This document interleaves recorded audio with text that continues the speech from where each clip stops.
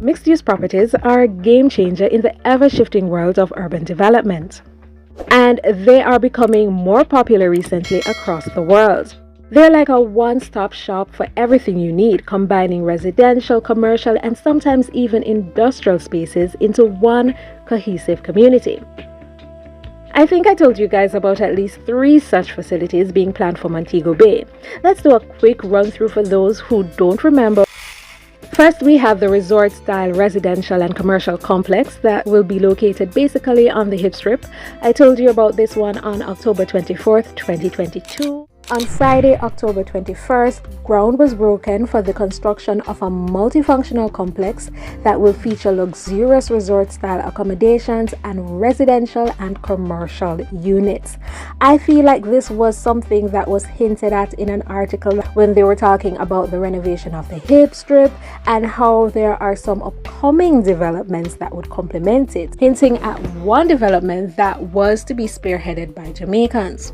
Now, the project is the combined effort of Claudette Crooks of Money Masters Real Estate Limited, who is also the owner of the 7-acre property on which the complex will be built, and Constantine Hines from CNH Property Development Company. They will be employing a phased approach to the development, first starting with the construction of 30 units, which will include 1 and 2 bedroom units, a loft, and 2 penthouses. And then the next 3 phases will include the construction of residential and commercial units. The project is called the Vista Montego Bay Complex and is expected to cost US $100 million and create 300 new jobs. It is expected to be completed in 48 months. Now, Edmund Bartlett commended the venture not just because it's local investors that are spearheading it, but also because of the type of facility. Basically, because the concept includes not only residential units but also hotel rooms and a commercial area, it leads to a diversified income stream, which ensures a more sustainable development. The complex will basically overlook Harmony Beach Park, and because it is within the city, residents and visitors will have easy access to restaurants, beaches, the airport, shopping complexes, and a number of other facilities close by. It will be a good addition to the tourism offerings, the residential offerings in Montego Bay. Don't you think? A few of you asked where the construction will take place. Well, I kind of had a general idea, so I went searching today. I spoke to a few craft vendors who said the groundbreaking ceremony took place up this hill. The gate was closed, so I couldn't have a look. I checked back another time and couldn't locate the site, and no one on the property knew what I was talking about. Earlier in 2024, I got directions to another site that proved unfruitful. We drove around trying to locate it, but couldn't. And then on our last visit, I saw this poster at the entrance of the initial site I was directed to. Tried calling the number, did not get through. So I found this website, and when I scrolled down, I saw this note. These are the same names mentioned in the article. There was also a map on the website showing the location. The Vista is apparently sandwiched between Jamaica Boulevard and Queens Drive. It is just behind Pork Pit. If that's the case, I'm not sure why the billboard is across from Harmony Beach Park, or the initial article said it would be overlooking Harmony. I may need to try this number as well. Then we have the Montego Bay Racket Club Condominiums and Spa, which has been described as somewhat of a wellness club and mixed-use development. It will have sports facilities, a spa, a gym, a cafe, and of course, residential space. This is actually the first time I'm coming to this area. I've heard about the Racket Club and Upper Deck. I remember some people were telling me that it's beside Upper Deck. Yeah. So I got some information about the Racket Club. Jamaica's Tourism Minister, Honorable Edmund Bartlett, led the groundbreaking ceremony for this project in April of 2023. So this is the progress that they have made a few weeks short of a year. Would you say it's impressive? I would say it's impressive. That's a lot of work for like a year. Bartlett hailed the endeavor as the revival of the Racket Club, emphasizing its rich history and appeal to modern travelers. The project, developed by Jamaican firm Borea Limited, encompasses 4 ventures totaling 8 billion Jamaican dollars. He enlightened the focus on social wellness, including tennis courts, a spa, fitness facilities, and a cafe, along with a sky lounge and rooftop pool. Bartlett stressed the importance of local involvement in tourism and announced plans for additional developments, including a 25-story complex in Montego Bay. So this was previously known as the Racket Club Hotel, and during its prime, they had a lot of internationally known celebrities visiting the property. One such celebrity was Elizabeth Taylor. The article that I read mentioned a few others. Now, of course, I had to hop onto their site as well. They have a website, to see if I could get some additional information for you guys. So as was said before, the developers are Borea Limited. The architect is Virtuoso. I'm not sure about the pronunciation, but this is the spelling. There will be 30 units, and for the floor plans, they said 4 residences plus penthouses. I'm not exactly sure what that means. The size ranges from 1,200 square feet to 3,600 square feet. Now, on their site, they also mentioned the following. So the Montego Bay Racket Club Condominiums and Spa is nestled within expansive grounds and safeguarded by round-the-clock security. It offers more than just a residence. It's a sanctuary for wellness and sports enthusiasts alike. Residents are treated to a world-class spa and racket club, complete with cutting-edge facilities to rejuvenate both body and mind. And from this vantage point, you'll be able to have a panoramic view of Montego Bay's pristine beaches. Look here, the view nice. Because when I was walking back down, pretty, maybe a pretty.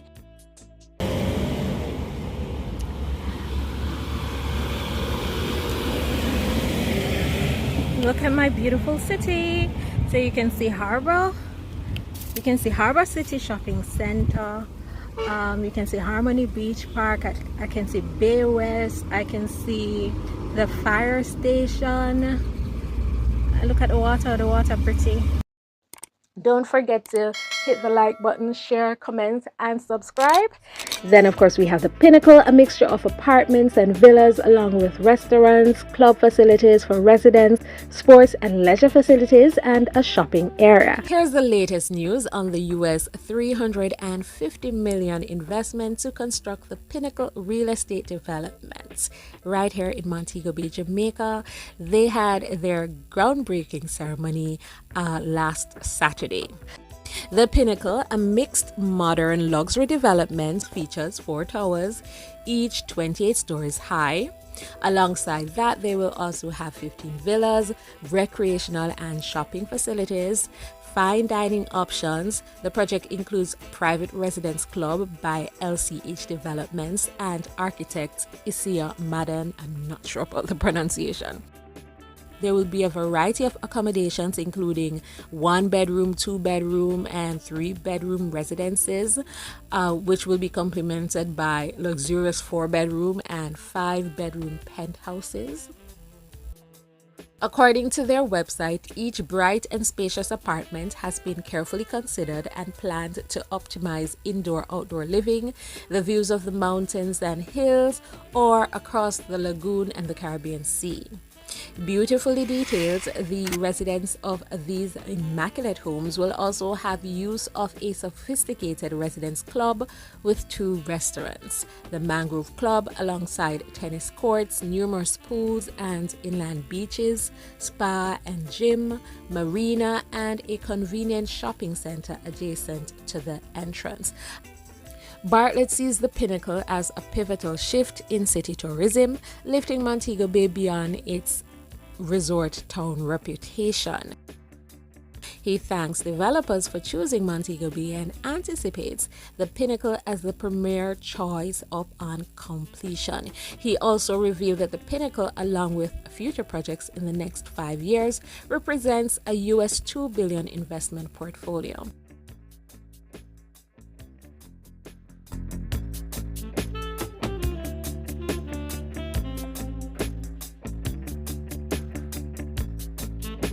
If you want to find out more about the location, I did do a video on the Pinnacle location last year.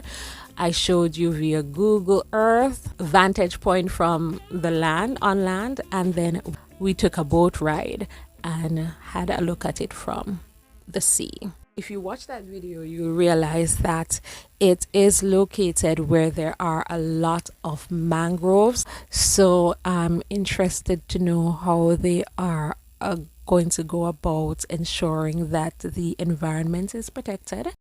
So what do you think about this development? Is it something to look forward to, or should we definitely keep our eyes on it to make sure that they don't end up destroying the environment? LCH Developments is now seeking tenants for its $10 million commercial project, a key component of the Pinnacle. The commercial space is 3,800 square meters and should be completed by August 2025. The entrance of this section will be separate from the residential area and will be open to the local community. The first phase of the rest of the project includes 2 towers and a 7-floor parking area. This should be completed in 2027. Tower 1 will be called the Swallowtail, and Tower 2, the Canary, each having 141 units. As you know, the Pinnacle is a mixed-use development and will include 4 28-story towers along with the commercial complex and luxury amenities listed previously.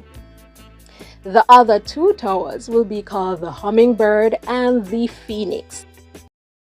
And now I'm learning that Harbor City Shopping Center is going to have a hotel attached.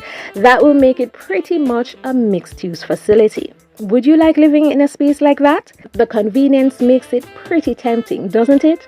But let's not get too starry-eyed. Like any cool concept, there are upsides and downsides. Let's take a stroll down both sides of the mixed-use streets and figure out why these properties are causing such a buzz in city circles.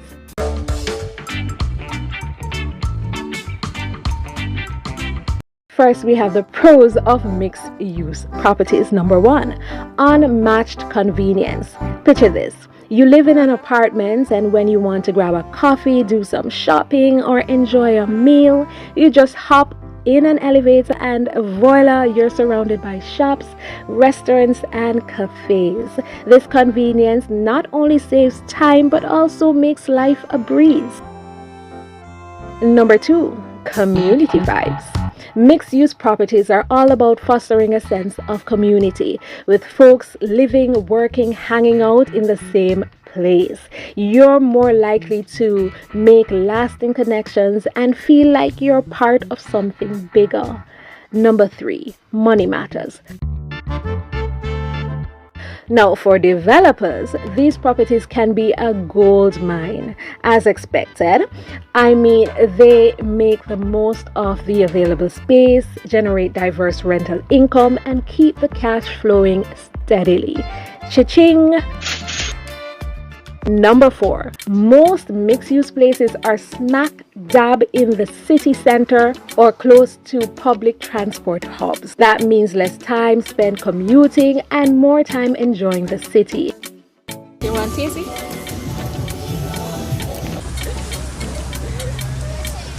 Plus, it's a win for the environment when people ditch their cars in favor of public transit. Number 5, city glow up. These properties can transform neglected urban areas into thriving hotspots. New businesses, residents, and investments pour in, boosting property values and giving cities a much-needed facelift. Cool. Do we agree with these benefits? Yeah? Okay, let's move on to the cons now.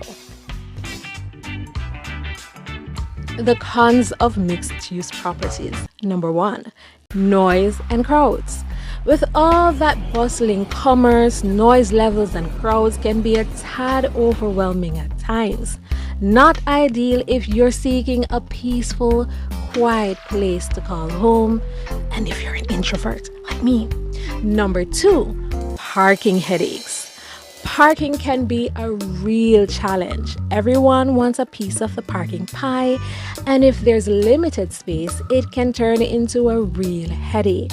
Number 3, the management maze. Managing mixed-use properties isn't a walk in the park. Balancing the needs of diverse businesses and residential tenants can be complicated, and it takes some specialized skills to keep everything running smoothly. Number 4, privacy pondering. If you value your privacy, a mixed-use property might not be your cup of tea. There's often more foot traffic and activity around thanks to the mix of businesses and homes. Number 5, cost considerations. While mixed-use properties offer a ton of perks, they can come with a higher price tag. All that convenience and vibrancy can sometimes cost a pretty penny. In the end, whether you go all in on mixed-use properties or not depends on what floats your boat. If you're all about the urban hustle and bustle, these properties might be your jam. But if peace and quiet are your top priorities, you might want to stick to traditional residential areas in the country area. As cities keep evolving, you can bet that mixed-use properties will continue to shape the urban landscape in intriguing ways.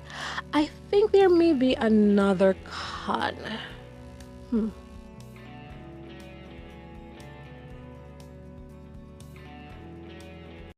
This is our development series, and as usual, if you like these types of videos, don't forget to hit the like button, comment, share, and subscribe.